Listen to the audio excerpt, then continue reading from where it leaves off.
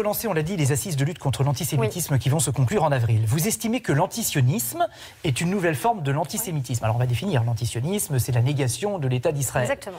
Ça pourrait être inscrit dans la loi, donc. Derrière, il y a l'antisionisme, mais vous n'aviez pas dit, il y a l'islamisme. Ah mais moi, je vous le dis et je vous l'affirme très clairement, parce que c'est malheureusement ce que subissent beaucoup trop de nos compatriotes juifs. C'est une guerre des religions que vous êtes en train de décrire. Non, l'islamisme, c'est pas une religion. C'est une guerre de quoi? Non, l'islamisme, c'est pas une religion. L'islam est une religion que je respecte. Et les musulmans, et nos compatriotes français, je les respecte tout autant que tous les autres. Vous avez la dissolution du groupuscule Urgence Palestine. Vous avez bon espoir sur ça? Oui, il faut dissoudre le groupuscule islamiste Urgence Palestine. Il faut dissoudre tous les groupuscules ultra-violents d'extrême gauche qui sèment la haine du juif dans nos rues.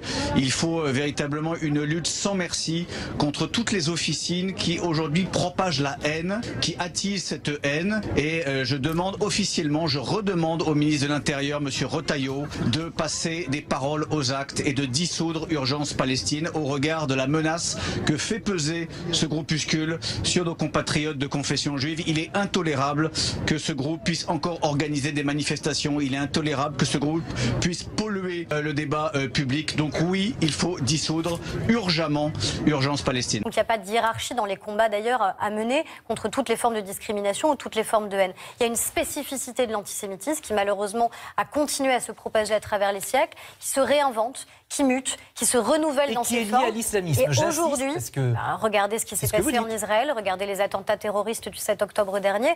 Si ce n'est pas au nom de l'islamisme, c'est au nom de quoi que le Hamas a perpétré ces actes insupportables? Et en France, oui, je considère que l'antisionisme est évidemment alimenté par l'islamisme. Et ça n'est pas une religion, l'islamisme.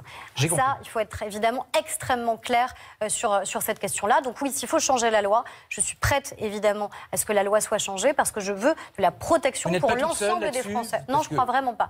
Ni au gouvernement, parce que vous voyez bien la détermination qui est la nôtre sur cette question-là, ni de la part du président de la République, ni je crois de la part des Français qui, eux, heureusement, depuis le 7 octobre, voient bien que nos compatriotes juifs ont été malheureusement victimes de cette violence et de cette haine antisémite et qu'ils ne veulent pas la laisser passer.